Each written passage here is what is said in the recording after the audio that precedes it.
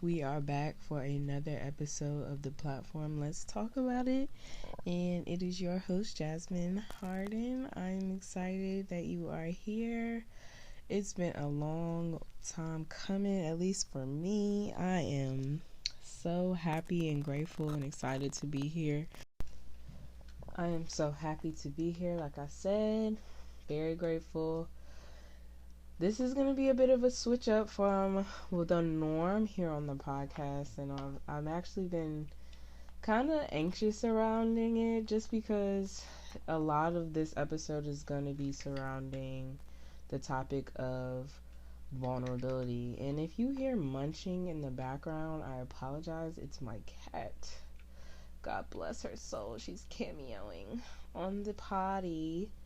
So I'm saying hi for Isis because she is kicking it with me in here while I record today.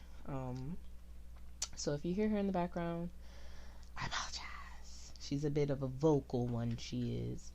But all that to say, I have been sick, guys. I got sick over this weekend.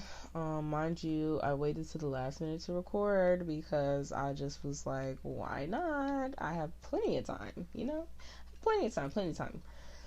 And I was just like, I'm just trying to gather my ideas. Just want to gather and just come up with the best thing possible. I want to, meditate and do my rituals and whatnot to prepare my heart and mind for this podcast episode. And I completely threw the original idea for this episode out the window. I decided to make this like a little bonus content aside from our growth series that we're doing here on the podcast, just to give like an intermission esque feel to it, because I just have not been in the mental and physical and health space to give my normal 100% research and outlines. And I usually go in, y'all. I go in for these episodes because I really do care, and I love learning, and I love giving knowledge, and I love being able to get my points across in the most concise and best ways that I know how, especially because I can be a bit of a rambler at times, so like I'm doing now. But anywho, yeah, so this episode is all about how life has been lifing for me, okay? And I just wanted to get on here because I want to preach what I teach, and I want to be a living example of the themes and the things that we're talking about here on the podcast, which includes consistency. And I wanted to be true to my word, and I wanted to put my episodes out every 2 weeks, like I said I would from the beginning, even when life is lifing and I don't really feel like it. So but then I came to this realization, like, well, this is my podcast. I can do whatever I want. I can say whatever I want. I don't have to stick to this outline and go about every episode the same way. So this is where we came to this idea of just giving you guys a life update about what I'm going through, where I'm gone, how I've grown since the podcast has started. I started in February. It is now May. And spring is here. It was cold outside. Now it's warm. Things have been changing, not only in the earth and for everybody, but for me as well. And on this podcast, I'm just so grateful to see the amount of growth that I've experienced since I've started it, since, the idea of this has came to my mind and my heart. And I'm just excited. So enough about that. Thank you so much for being here. This is definitely a getting to know Jazz, the host, type of episode. Give you a little sneak peek into my humanity and my human experience, because I think it's important to have that transparency with you all, so you know who you're listening to. I don't want to just be this ominous voice that people hear in their ears, but they don't feel any human connection to. So that's what this is all about. So let's get into the fun stuff, why don't we? So like I said when I started, this episode's theme is really going to be about vulnerability. Like, what's been going on in Jasmine Lynn's life. What's been going on with me? And I kind of wanted to hit it from three different like talking points. I don't want this episode to be too long because who am I for you to want to sit up here and listen to a 45-minute podcast about my life? I mean, I know I'm phenomenal, but that's the point. This is supposed to be a little taster of me and all that comes with me in my life. So again, I'm coming at this from like three main points, and I want to talk about like my health. Because like I said, I just recently, I don't know if you can hear it in my voice, but a little still congested, but I was sick recently, and I haven't gotten sick since literally the New Year's. I was sick on New Year's Day coming into the New Year, so I was kind of bummed, but that was my last time I got sick, and this one was a lot worse. No, it was about the same. It was about the same level of discomfort about that time. So, I'm just been having some realizations. I feel like every time I get sick, I have these epiphanies of like, oh man, adulting life. Here we are again. And so there was that. I've been struggling with that, but I didn't even want to talk about that. That just recently happened, so I felt the need to talk about it. But physical health, aside from me getting sick, I feel like since the podcast has started, I've really been trying to focus on my health, and the podcast was a part of my mental health growth and journey. But I was on a separate physical health journey as well that I didn't necessarily talk about because it wasn't relevant. But now I'm realizing that like, I've been struggling with being consistent with this physical health journey, and I feel like that's that's not uncommon for a lot of people.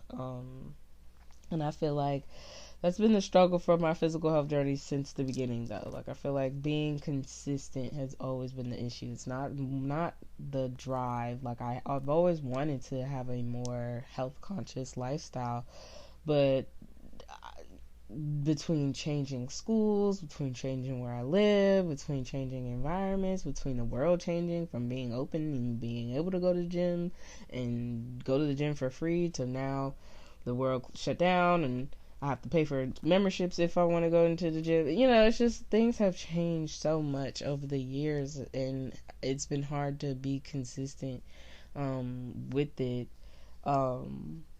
I also find that if I fall off for like one day, it's like pulling teeth to actually get back in line. And that's what I'm saying. It only takes one day for me. One day of not being consistent can really just throw my whole thing off. And I for a long time I thought it was because I was just lazy or I just didn't care for real. And I'm realizing that's not the case. Isis, thank you. But yeah, realizing that's not the case. It's not. I'm actually a perfectionist, and I feel like because I don't meet that perfectionist goal in my head, that of perfection, which I know now as an adult is not real. Perfection is an illusion.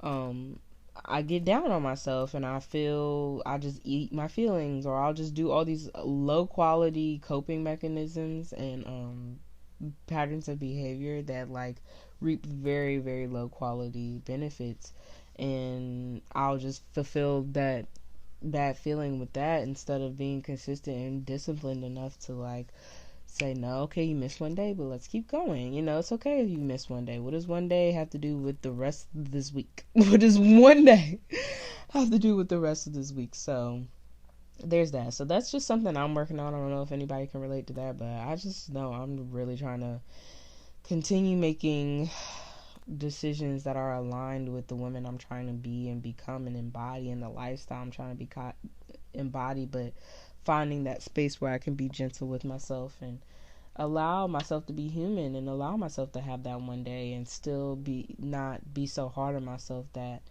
I'm not able to pick myself back up the next day and know that didn't take away from my worth in any capacity.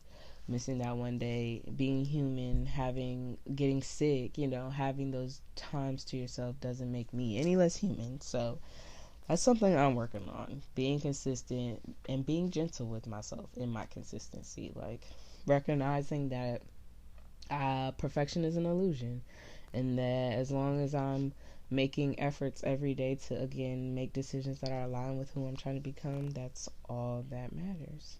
And that self-correction doesn't have to be harsh, it can be gentle. Okay, so another avenue I wanted to go about with this discussion was my mental health and my spiritual health as well, because for me, I'm realizing those are like inseparable. So I'm gonna get into it, but yeah, mental and spiritual health on my end, how has that been going? I'm really being honest, I'm learning that like I have to surrender a lot more than I have in a long time. I feel like ever since I've become an adult, like I wanted to be on this like, whoo, like surrendering my will for who? Who am I doing that for? Like when I was a kid and I was, living a certain lifestyle that was a part of how I was supposed to live at the time, then of course, like I wasn't necessarily doing it all the time. Obviously, I definitely still was a kid and teenager, rebellious, and did what I wanted. But I still understood the concept of like I can only go but so far with that. Like I still have to live within the bounds of the life that I have. And um, for me now, when I became an adult, I should say I was like, forget that. Like what? I'm an adult. I can do what I want. Say less. Been waiting for this for how long? Don't know how long. Doesn't matter because it's here now. Boom. And now that I'm finished school and I'm entering this new phase of adulthood, like I know I'm still very young. Like I'm not saying I'm just this, age 10, that whatever.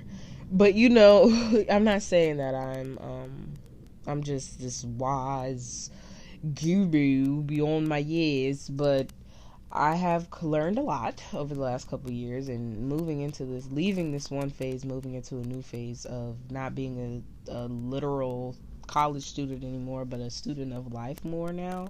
I feel like I'm learning that surrendering is like a good thing. It's not as bad as I used to. It doesn't have this negative connotation that it used to have in my mind.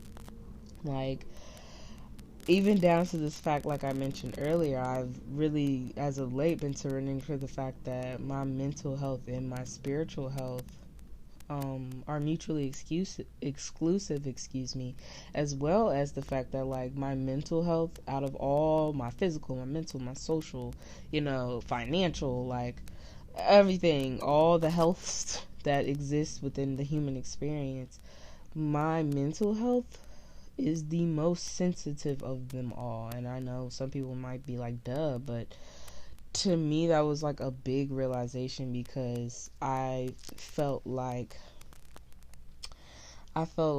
it's easy as a human, it's easy to comprehend the things that we see and we feel and we experience. So if I drink milk, I'm lactose intolerant, it's easy for me to understand that, okay, every time I drink this milkshake, my stomach is hurting. So I'm going to stop drinking the milkshake. Boom. That's a mental health tip that my brain easily catches, that there's no denying it. I feel it every single time. The pattern is there. My brain understands it. We're going to roll with it. But when it's my mental health or my spiritual health, sometimes my logic, my emotions, my ego, my intuition, all these things that are tools and a part in very high frequency, very sensitive tools that must be used to maintain that part of yourself, are touched and shifted and impacted by different energies and different media and the things you consume and the people you interact with, the people you touch, literally physical touch, like the energy exchanges that you have throughout life. Like it's just so sensitive and can be impacted so easily and unknowingly if you're not consciously being aware of these things. And that's just something I've really been trying to be on myself about. And yeah, just realizing that my mental and my spiritual is mutually exclusive, meaning that one, you get one. If one is bad, the other's bad. If one is good, the other's good. Like there is no one without the other. That's something that I'm realizing a lot lately, and I've been doing little things such as like trying new devotionals and growth mindset, just trying to have more gentle thoughts about myself, and being conscious of the words that I use when I'm speaking up to myself and I'm speaking about my life. Me and my friend Jazz, she was on the podcast on the second episode. We were talking recently, and we were just saying how, you know, when we talk about work, we always say, oh, I have to go to work, but, just trying to make those small changes in the ways we speak about things, like going to work and saying, ooh, I'm grateful I get to go to my job today. You know what I mean? Instead of saying, oh, I have to go to work, but just doing those little changes and uplifting speech because there's power in the tongue, and I know that, and I'm a woman of faith, and I truly believe that. So just trying to walk and again align myself, the small decisions that I make on a daily, to really bring more positivity into my life, honestly. And I was saying I've been doing new devotionals, Bible practices, reading. I've been reading Proverbs as of lately. That's been the book that has been speaking to me, I should say. So I've been really sticking with that. But I also like to add that sometimes I have to switch it up. I like to do the devotionals that the Bible already has made, and then I like to do my own set of devotionals of going to books that I just like, reading scriptures I like, just giving myself variety, because I know my brain needs variety. I'm that type of person. I need to switch things up to keep my mind engaged. So I appreciate, and I just feel like there's so many gems and so many different points throughout the book, the holy book, that I can just resonate with at different points and at different times, and depending on what's going on. So the words mean different things, and as a woman of faith, that means a lot to me. And just leaning on texts that are uplifting, reading self-help books that make me feel good about myself and give me those boost my mood and endorphins that help me realize, like, oh, there's knowledge out there that can help me. If I'm just searching for it, then it's on the forefront of my mind. But if I'm always filling my head with mess, the latest celebrity gossip and the latest debacle in the politics and the war and gas prices and food shortages, then that's what my brain will be consumed with. But the more that I put energy into positive things and things that make me feel good, the more that I'll reap those benefits. And that's another good point. Like I said, just the things I'm consuming. I'm reading more. I grew up reading, and I've actually come to realize, like, I'm on this healing part of my healing where I'm realizing, like, I need to make more conscious efforts to choose happiness. So, like, I will choose happiness in ways like over the last years, I'll say I've chosen things such as, like, watching YouTube, watching my favorite YouTubers, watching, like I said, celebrity gossip, or reality TV, movies, keeping up with all what's going on in Hollywood. That always used to interest me, because I just always was that type of person. Even growing up, I love reading books because I love the idea of being able to immerse yourself in someone else's reality instead of having to deal with your own, if we're being honest. But that whole concept, but find again more high quality resources and tools that don't leave you feeling bad about yourself, but leave you feeling good and happy when you read it, and don't have your mind racing, but have you feeling grounded and at one with yourself, and feeling like you really gained something from giving your time to that practice. And I think doing little things like that is just so important, and I'm really trying to be more conscious about the things I'm consuming and the ways I'm spending my time and the ways I'm dispersing my energy. So that's something I really, really have been considering as of late. And yeah, next is my, like, social health. So social health wise, I feel like I don't have too much to say about this one, because honestly, child, social where I be in the house, I be working. But within the small social spheres I do have, I've just been really working on establishing the difference between boundaries and barriers, and what does that look like for me. What does that mean? I feel like over the past year I've really worked on having these really strong not barriers, well, what I thought was boundaries, but they were really barriers to people and to love and to experience people and relationships to the fullest extent.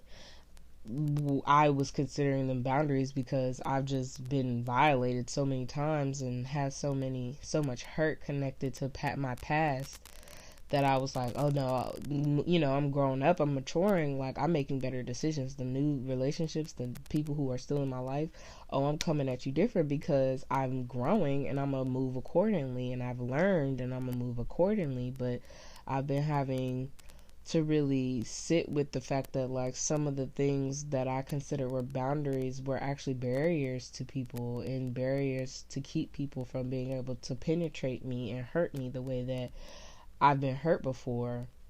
And so I've just been really reevaluating, like, okay, I feel this way, I've established this quote unquote boundary, but did the source of why I made this boundary come from a place of self-love, or did this come from a place of fear or pain from my past, And if it came from fear or pain, then it probably came from, it's probably a barrier that more so than a boundary. And, finding new ways to think about it and ask different questions surrounding it. Like, okay, well, if I didn't do this, how would that make me feel? And if I establish this boundary, quote unquote, with this person, how would that make me feel? Why do I want to do that boundary? What am I trying to protect myself from when I establish this boundary in my mind? You know what I mean? Where is it coming from? Why? Well, asking the hard questions, like why and where is this coming from?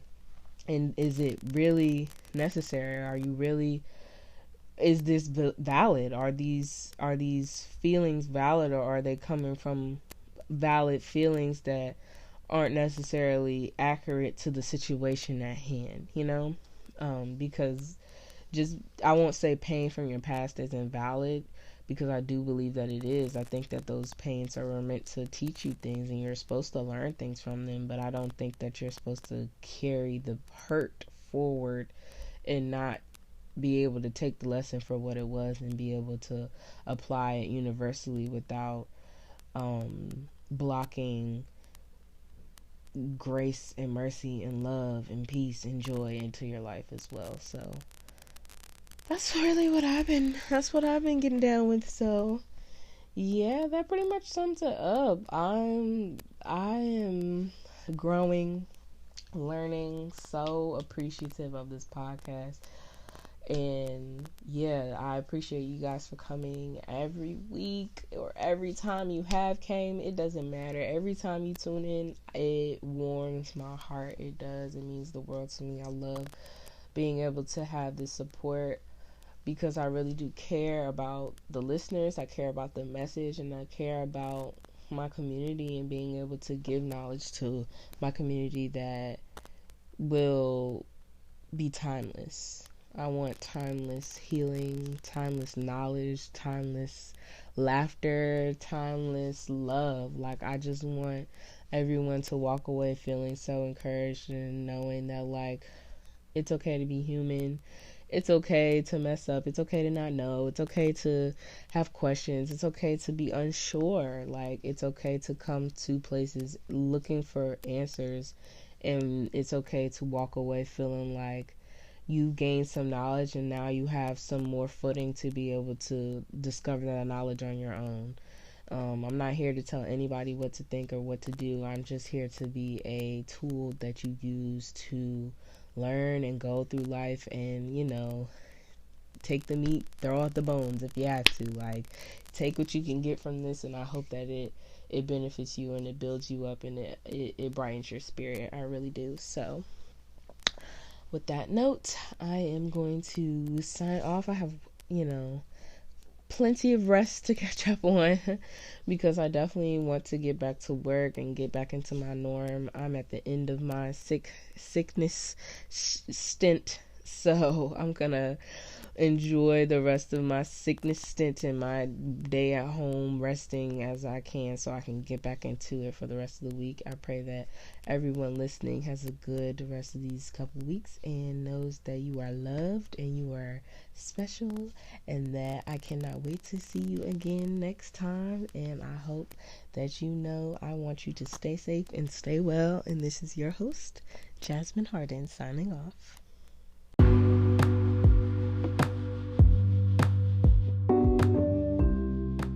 I just want to express my gratitude for you taking time out of your day to share this space with me. I hope this episode was meaningful and you leave feeling enriched. I appreciate you for being a part of this community of listeners. I hope you gain some fulfillment out of your day. Please do not forget to go follow us here and on all social media platforms. You can find us on Instagram at the platform LTAI podcast and Twitter at the platform LTAI. Also, share any episodes that you enjoyed with loved ones. I appreciate any help getting this community to grow.